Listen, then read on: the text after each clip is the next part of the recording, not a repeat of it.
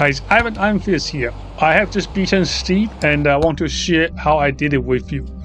So beating Steve is not exactly easy because every second after he spawns, he gains extra speed. And on top of that, when he touches you, he can wipe you out in one shot. So we just want to do it in a way that is repeatable and not rely on astronomical amount of luck. Like some people say, oh, you just need to get fights that were Rudos.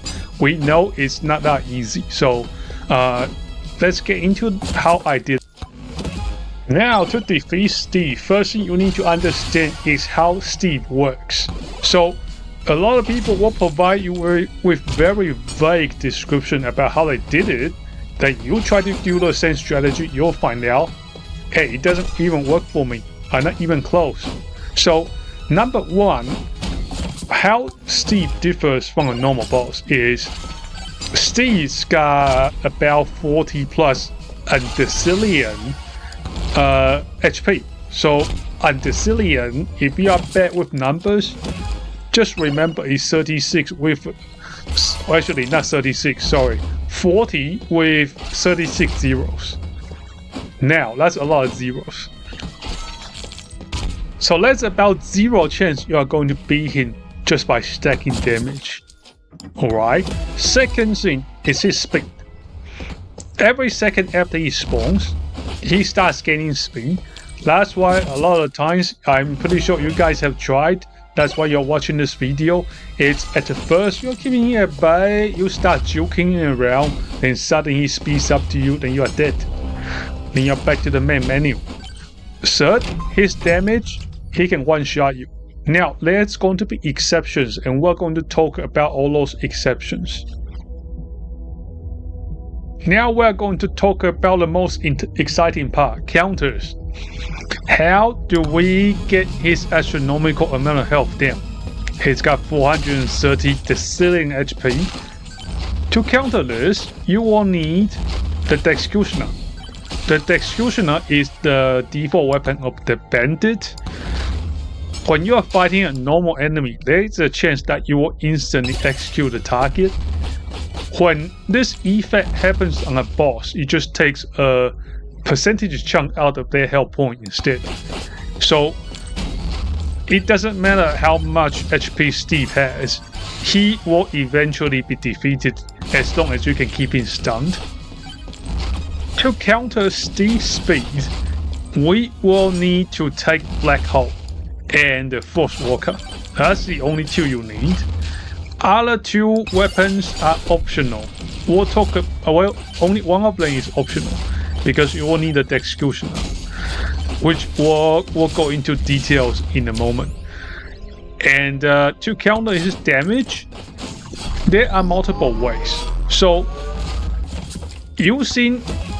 if you're using Athena, your Aegis Shield will actually block the lethal damage coming out from Steve. Do note this does not work on any other character. If you pick Magzoom, if you pick Monkey, if you pick what's that skeleton guy's name? Calcium. If you use any other characters other than Athena, your Aegis Shield will not work. So you might want to consider just taking a normal weapon instead when you are playing characters other than Athena. Now, with this damage, if he doesn't touch you, it's not a problem. I also highly recommend that you do not take any difficulty tokens or use the tombstones. So with the new graveyard map, there are a lot of tombstones littered around the map. Each one of them will give you 10 extra EXP bonus as well as 5% difficulty. In a normal run, that is a wonderful combo. But you need to keep in mind, as you increase difficulty, Steve also moves quicker. What you will do is, when you increase the game's difficulty, you will essentially lock yourself into an arms race with Steve, which you don't want to do because you are bringing luck into the formula as a factor. We want to do this easy. because unlocking Roberto is a one-off thing. You're not going to be doing this every single time. Now we are going to cover the builds. What characters to use, what weapons to pick, and which tomes to pick up. For the character, I highly recommend that you pick Athena, because when you are building to fight Steve, your stats against the conventional enemies aren't exactly that strong. By comparison, anyway. And on top of that, Athena's Aegis shield works differently when she's encountering Steve. Athena's shield on any other characters will not work.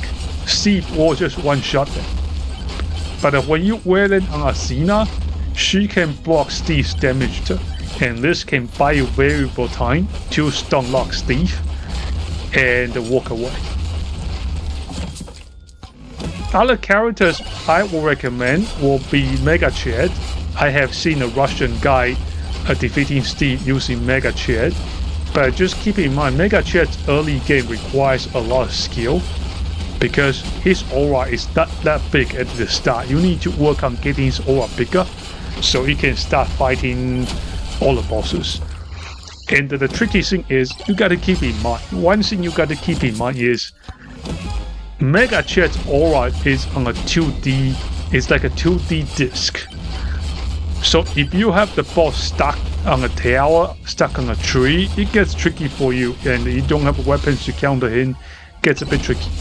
That's why I say Mega Chad's early game requires a higher skill ceiling. Spaceman has great synergy with what we're trying to build. He has innate EXP, he starts with Black Hole.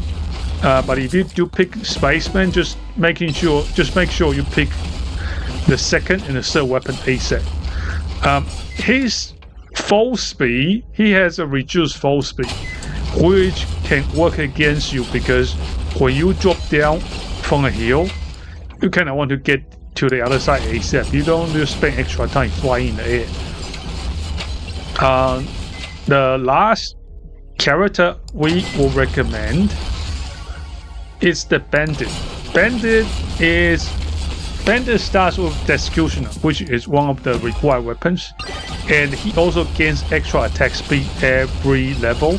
So he's ideal, but he starts with a slower movement speed, so just keep that in mind. He's not as quick as other characters. Now let's get into weapons. So 3 out of 4 weapons are unfortunately very necessary for you to stun lock Steve and defeat him. The 3 weapons you'll need are number 1, the Executioner, which allows you to take chunks away from his astronomical health.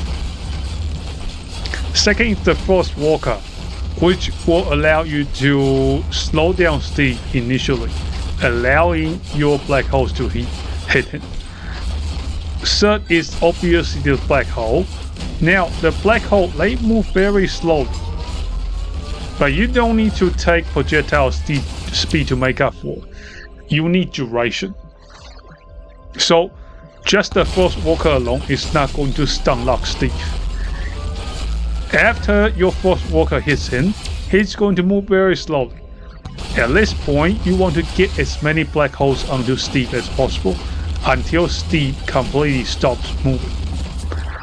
That's the 3 mandatory items: the Executioner, Frost Walker, and the Black Hole. The last weapon is up to you. Usually that will be your default weapon if you are not using Spaceman or Bandit. On Athena, obviously you have Aegis as the first weapon, or in this case the fourth weapon. On other characters, you do not necessarily need to take the Aegis. As I have said, the Aegis versus Steve thing only works on Athena. For other characters, Steve will just ignore your Aegis and one-shot. For tomes, which tome should you pick? The most important tome you need here is the duration. Because think about this.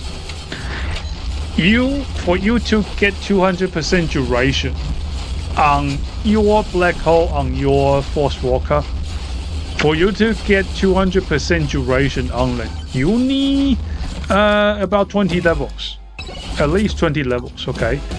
Whereas on the Tomes, maybe on the Tomes you can get it in about 10 picks, and you can increase the duration of both the Frost Walker and the Black Hole at the same time with a duration tome. That's why you take duration tome. If you see the 200% buff for duration on those Shrines of Balance, definitely take them as well. Second tome you need is the attack speed. This one will increase the attack frequency of your Force Walker and obviously make the Black Hole fire quicker. Third one I recommend will be Quantity Tones. Goes without saying, Quantity Tones makes dealing with... Obviously, we're not trying to increase the difficulty here because difficulty increases Steve's movement speed. So to counter this, I highly recommend you pick the EXP tone on top of the Quantity tone, so you can receive the EXP buffs without having to increase difficulty by taking the tombstones. Now let's cover the items, shrines, and the merchant picks. In this map, Graveyard, there are Shrines of Balance, which gives you 200% multiplying one of your stats, while giving you a 50% debuff to the other stats. This is permanent until this round ends, so be very careful about what you pick up. The stat that's going to carry us is obvious duration, so try to take any duration buffs you can get, as long as it doesn't negatively impact one of your other vital stats. Now, in terms of items, the best items you can get in this challenge where you're trying to get Steve will be Ice Cube, which doesn't require you to unlock it, followed by Ice Crystals, which is a common item. On the Graveyard, there are a lot of Microwave, which allows you to copy the Ice Crystals. But Ice Crystals, if you have Ice Cube, you don't need many of it. In this run in the background we are doing, I only have 2 Ice Crystals, so you'll be fine. Some people, they will get about 12 Ice Crystals. Will it work? Yes. Do you need it? Not really. There is also, I think I have seen it from another player. Can't remember whose channel it is, but he did a key build. So, because you get a lot of Microwave opens on Graveyard, what people will do is they will copy about 10 keys. This does not mean you will get a chance. This does not mean you will get the chest for free 100% of the times, but it means you will have a very high chance to get a chest for free. And basically, they will stack a bit of luck, and they just keep on going around, pick out all the chests they can, and hope to find more rare items, say like Zawarudo or Ice Cube. That's one of the strats. If your game's going pretty well, you can definitely try this one out. For shrines, for the charge shrines, what you want to pick up is some speed. The Graveyard is a very large map, so you need a bit of speed to travel around, especially if your character is one of the slower types, like a Mega Chad or like the Bandit. The other stats you may want to pick up is just +1 jump. +1 jumps is very good for you to get around the map.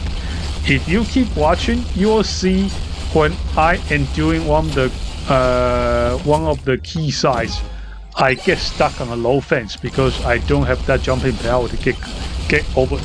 So unfortunately, in a Graveyard, that's just a reality of things. So you will want to get 1 extra jump just in case you come across those areas, and it also helps you get out of swamps very easily. Now, stats to avoid. You want to avoid knockbacks. Now you may be asking, hey, Evan, wouldn't it be a good idea if I just knock Steve back, then I stun him and knock him back? Unfortunately, that's not how it works. So how it works is you have to beware that Steve can go through walls. So when you knock him back, you are actually pushing him into the wall and out of your black holes. Then he is no longer stun locked. And obviously you want to avoid difficulty increase as well. You also want to avoid debuffs that's going to be critical to what you're trying to build. If you see something that's going to take 50% of your duration away, definitely don't take it. The last thing is, and the most important thing is, you need to trust your build. Trust your build. Every single video of people beating Steve is they just, once they have stun lock Steve, they just stand there. Do not move around, because remember, his speed compounds. You don't want to let him gain speed, because if he gains speed, he gets that multiplier, you are screwed. It's gone. The game's over. You need to trust your build. Trust the process. Stand there.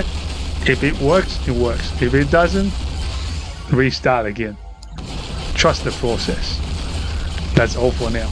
If you want to keep watching, keep watching. It's a very close run because I actually got lost at the end.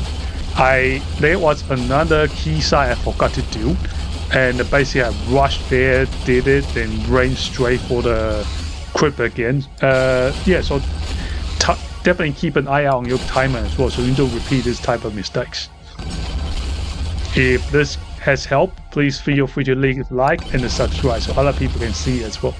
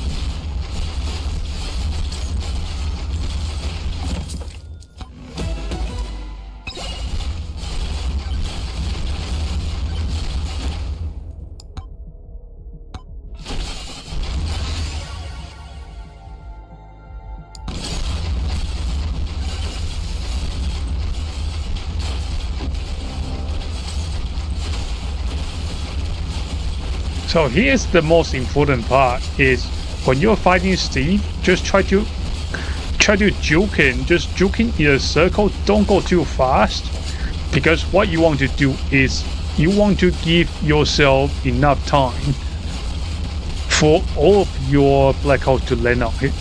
So at the start, it's going to move a little bit. You want your Force Walker to hit him. Make sure your Force Walker gets on him. Then just walk around him in the circle. Try to get your black holes on him. Black holes move very slow. Once you get everything on him, remember, this is the most important part. If you don't watch any other part of this video, remember, you must trust the process. Do not get scared and you start running really fast. Steve will catch up anyway. There's no use for you to run away. You have to trust the process. Stand next to him. Try to land all your black holes on him. If it works, it works. It will work like this. Every single video I have seen, every single victory video I have seen people fighting Steve, they always finish like this. You just stand there. It's never someone jumping around like crazy, because Steve will eventually gain more speed than you. There's no need to run. You need to trust the process. Stand there, watch it happen. That's all for now. And that's why anytime now, let's see. There we go. Got it.